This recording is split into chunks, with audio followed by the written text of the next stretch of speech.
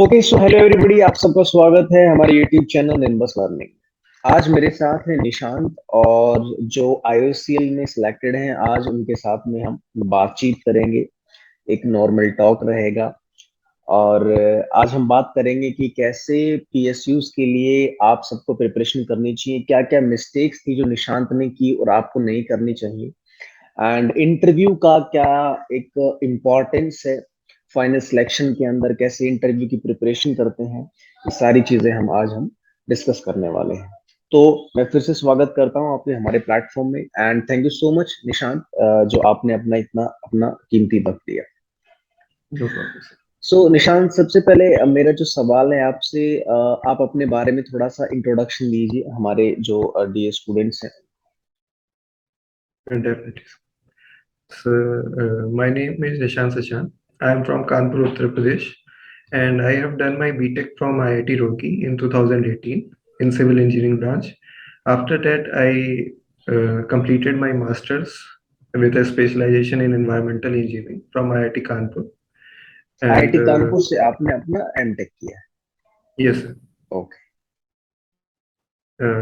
After that, I started preparing for different PSUs, GATE exams, and ESE and state services exam also. Okay, So, yes.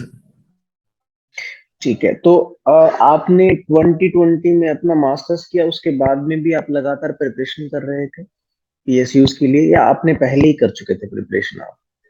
नहीं sir, मैंने पहले भी preparation की थी, but actually यही एक मिस्टेक हुई। मतलब कि मैंने मास्टर्स भी स्टार्ट कर दिया था, तो मास्टर्स और प्रिपरेशन थोड़ा डिफिकल्ट हुआ करना एक साथ।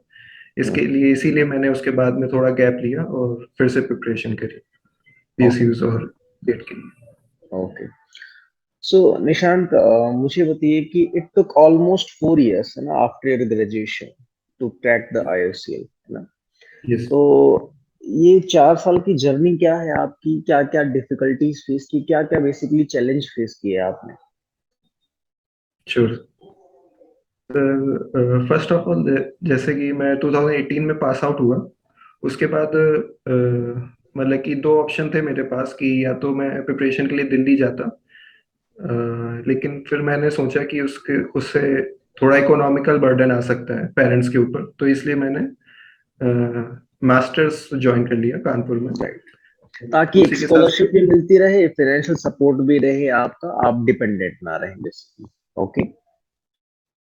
उसके बाद मैं साथ ही साथ प्रिपेयर भी करता रहा। बट सर, कानपुर का एक्चुअली क्या होता है कि उनका एकेडमिक्स काफी स्ट्रांग रहता है, मतलब कि टाइम नहीं मिल पाता है उतना पढ़ने के लिए। तो हम्म। इसलिए मैंने उस 2019 में भी गेट दिया था, बट उसमें मेरी हम्म। रैंक 73 आई थी। तो ओके। उसकी वजह से कहीं सिलेक्शन नहीं हुआ था। तो इसलिए फिर मैंने मास्टर्स के बाद गैप लेने का डिसाइड किया। ओके, तो मास्टर्स के बाद में आपने अपना जो है प्रिपरेशन सिंगल माइंडेड किया? आप इधर उधर कहीं जॉब के लिए आपने सर्च शुरू नहीं की बेसिकली? तो यू हैव ऑलरेडी डिसाइडेड कि आपको अभी पीएसयू क्रैक करना है, और एमटेक के बाद में आपने ये डिसीजन लिया। आपके पास में बहुत सारे ऑप्शंस हो सकते थे, जैसे कि पीएचडी भी एक ऑप्शन था, जिसके अंदर एक ठीक ठाक लमसम एक अच्छा अमाउंट मिल जाता है। और आप हो सकता है कि आईआईटी से आपने मास्टर्स किया है, तो इधर उधर आप किसी प्राइवेट एमएनसीज में ट्राई कर सकते थे, बट निशांत है डिसाइडेड कि मुझे अभी प्रिपरेशन करना है पीएसयू का, 100% मुझे उसके अंदर देना है। Okay yes. निशांत, सो आप मुझे ये बताइए कि आपने मास्टर्स के दौरान भी कोशिश की प्रिपरेशन करने की, तो वो कितना डिफिकल्ट रहा? क्योंकि मुझे लगता है कि आईआईटी में मास्टर्स करना, एमटेक करना is not a easy task.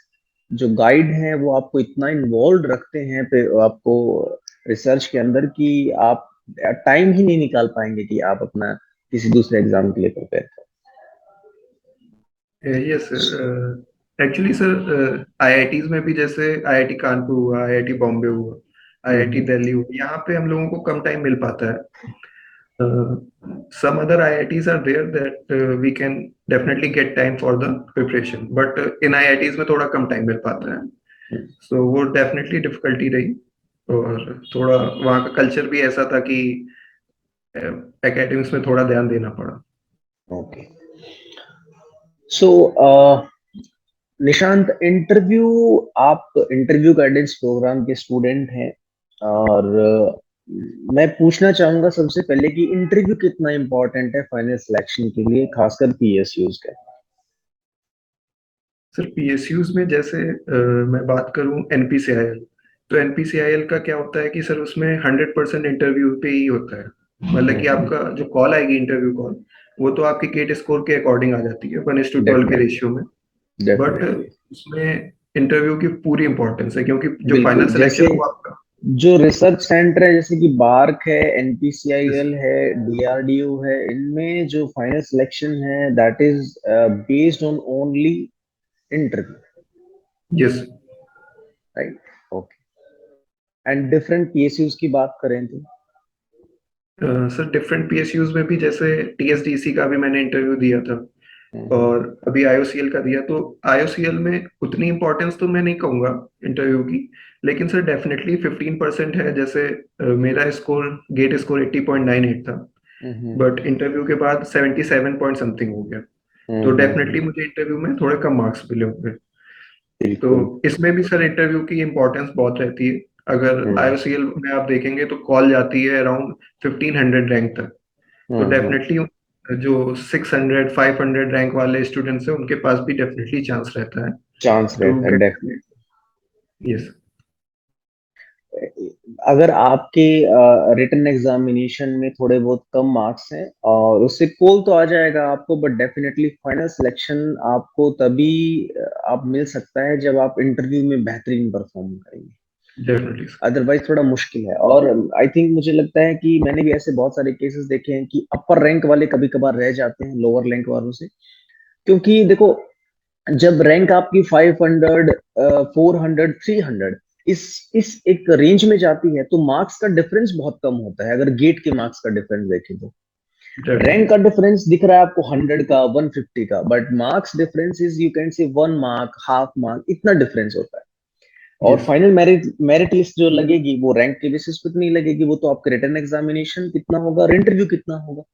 तो कई बार ऐसा देखा गया है कि अपर रैंक वाले जो स्टूडेंट हैं वो रह जाते हैं और उनसे डेफिनेटली जिनकी थोड़ी सी अच्छी रैंक नहीं है वो भी अच्छा परफॉर्म करके अपना फाइनल सिलेक्शन ले जाते हैं, क्योंकि उनके इंटरव्यू के मार्क्स अच्छे हो जाते हैं। सर ठीक आईओसीएल है। में भी तो ऐसा कई बार होता है कि हम्म। मतलब कि जिनके जो टॉपर्स होते हैं गेट के, वो कई बार आईओसीएल में उनका सिलेक्शन नहीं हो पाता है, क्योंकि राइट। उनको मिनिमम मार्क्स नहीं मिलते हैं राइट। इंटरव्यूज। राइट। बिल्कुल राइट। राइट, बिल्कुल सही कह रहे हैं। ये मेरे मेरे एक बैच में, मतलब मेरे बैच में भी हुआ था ये। मैं जब अपियर हो रहा था गेट के अंदर तो मेरे बैच में भी हुआ था ये कि मेरी क्लास में एक स्टूडेंट, मेरी क्लासमेट थी, उसकी जो रैंक थी वो 90 थी और उसका सिलेक्शन नहीं हुआ बहुत सारी पीएसयूज में। और मेरे कुछ फ्रेंड थे जिनकी रैंक 200, 250 के आसपास थी, उनका सिलेक्शन हो गया। And that is very definitely strange. तो वो सिर्फ इसी वजह से कि आपका इंटरव्यू में कैसा परफॉर्मेंस रहता है वो बहुत इंपॉर्टेंट है, मतलब क्रूशियल स्टेप लगता है मुझे एक इंटरव्यू, एक फाइनल सिलेक्शन के लिए। मतलब यहाँ से आप इस पार भी हो सकते हैं और उस पार भी हो सकते हैं।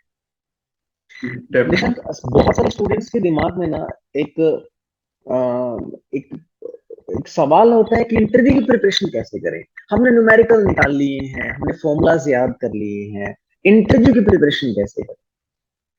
तो यस। आप अपना ये फेस जो है शेयर कीजिए कि आपने इंटरव्यू की प्रिपरेशन कैसे की। सर इंटरव्यू की प्रिपरेशन में फर्स्ट ऑफ ऑल जैसे पीएसयूज के इंटरव्यू में जाते हैं तो उसमें कुछ एचआर क्वेश्चंस भी आते हैं, जैसे टेल मी अबाउट योरसेल्फ, हाँ। आप अपनी स्ट्रेंथ वीकनेस। तो मैं इन सब क्वेश्चंस का एक बार स्टूडेंट्स को क्या करना चाहिए, एक बार अपने पास लिख के रख लेना चाहिए, और हम्म। उसके बारे में थोड़ा सोचना चाहिए और अपने अकॉर्डिंग उसके आंसर्स लिखने चाहिए। राइट। तो ये जो, क्योंकि पीएसयूज में ज्यादा एचआर में वो लोग नहीं जाते हैं, but simple HR hmm. Question लेते हैं। जैसे राइट। मुझसे भी आईओसीएल के इंटरव्यू में पूछा गया था कि आपकी वीकनेसेस क्या हैं, आपकी हॉबीज क्या हैं। फिर हम्म। हॉबीज में मैंने जो हॉबीज बताई वो उसमें क्वेश्चन पूछा, जिससे कि उन्हें मतलब ये पता चले कि कहीं ये झूठ तो नहीं बोल रहा है। तो राइट। ये सब क्वेश्चन आपको एक बार प्रिपेयर कर लेने चाहिए। और जैसे एनपीसीएल का इंटरव्यू होता है, बार का इंटरव्यू होता है, तो ये तो पूरे टेक्निकल इंटरव्यूज हैं। पूरे टेक्निकल। इसमें राइट। आपसे इसमें आपसे एचआर क्वेश्चंस बिल्कुल भी नहीं पूछे जाते। राइट। पूरा टेक्निकल इंटरव्यू। तो आपको इसके लिए क्या करना है, बेसिकली जो आपके फेवरेट 3 4 सब्जेक्ट्स हों उन्हें प्रिपेयर कर लीजिए।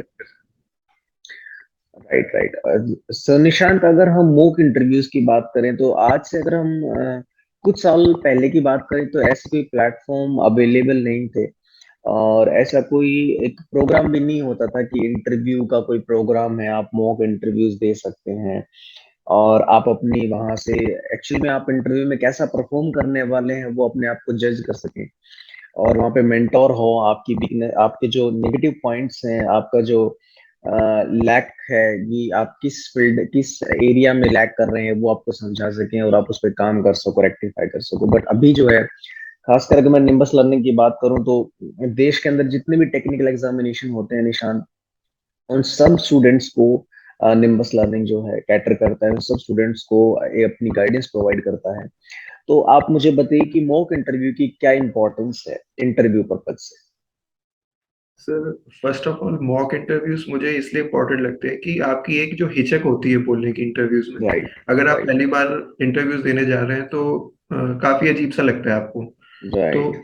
मॉक इंटरव्यूज देने से सर, मेरी जो मैं अपना एक्सपीरियंस बताऊं तो मुझे जो सबसे ज्यादा फायदा मिला था वो यही था कि मेरी थोड़ी बोलने में हिचक थोड़ी कम होने लगी थी। राइट। और पहले मैं काफी नर्वस हो जाता था इंटरव्यूज में। तो हम्म। वो चीज मेरी काफी हेल्प हुई। और टेक्निकल का तो वही है कि आपको थोड़ा आराम से बोलना सीखना चाहिए। कोई राइट। जल्दबाजी नहीं करनी है, आराम से सोचिए और उसके बाद आंसर दीजिए। तो मेरे हिसाब से तो सबसे ज्यादा जो मुझे हेल्प मिली थी वो हम्म। मेरी हिचक को दूर करने में मिली थी सर। Right right. सो जैसे जब आप मॉक इंटरव्यूज देते हैं तो उससे होगा क्या कि आपको एक तो एक रियल फील आएगी कि आप एक इंटरव्यू में बैठे हैं, क्योंकि वो डेफिनेटली। पैनल आपके लिए अननोन है।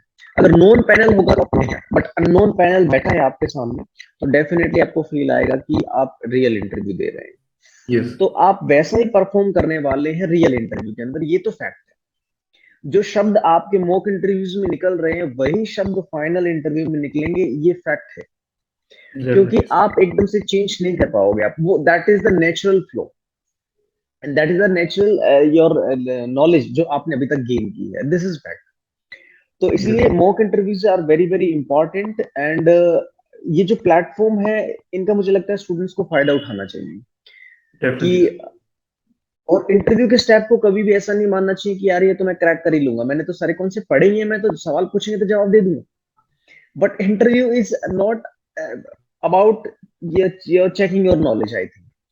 मुझे लगता है निशांत की interview is all about the interaction, interview is definitely. All about the involvement, and अगर आपका पैनल मेंबर के साथ में इंटरेक्शन अच्छा गया है तो you will gate good marks, और आपकी नॉलेज भी अच्छी है। बट अगर आप इंटरेक्ट नहीं कर पाए तो I think you will not get good marks.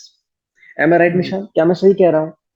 बिल्कुल सही सर। सर, यही चीज होती है जैसे आईओसीएल के इंटरव्यू में भी उन्होंने मुझसे पूछा था कि कंक्रीट का सबसे बेसिक टेस्ट कौन सा होता है, तो वो हम्म बेसिकली पूछना चाहते थे कंप्रेसिव क्यूब टेस्ट। बट मुझे हम्म। उस समय उसका नाम ही नहीं याद आया। तो या ऐसी चीजें भी होती हैं इंटरव्यूज में। वो एक्चुअली नर्वसनेस की वजह से, और मुझे लगता है कि सिविल इंजीनियरिंग का बड़ा बेसिक टॉपिक होगा यस सर। और आप बहुत बार पढ़े होंगे इस चीज को, बट नर्वसनेस की वजह से जो आपको आता है वो भी फेड आउट हो जाता है दिमाग से। डेफिनेटली। निम्बस लर्निंग के जो इंटरव्यू गाइडेंस प्रोग्राम में आपने कितने मॉक दिए थे निशान? सर, 3 मॉक दिए थे मैंने। तीन राउंड दिए थे आपने, ठीक है। सो वन बाय वन आप इम्प्रूव करते गए, आपको फीडबैक भी मिला होगा, है ना? कि जैसे अब हमारा फॉर्मेट यही है कि पहले इंटरव्यू होगा, फिर लास्ट के 10 मिनट में आपको फीडबैक दिया जाता है, आप फिर उस आपको कुछ टाइम दिया जाता है, उस पर आप काम कीजिए, फिर सेकंड अपीयर होते हैं, फिर क्या रह गई है रेक्टिफिकेशन आप करते हैं, फिर आप दोबारा देते हैं। तो आपको इस आईजीपी प्रोग्राम से क्या हेल्प मिली सिवाय आपकी प्रैक्टिस के? सर, मुझे जैसे टेक्निकल क्वेश्चंस में भी कुछ हेल्प मिली थी।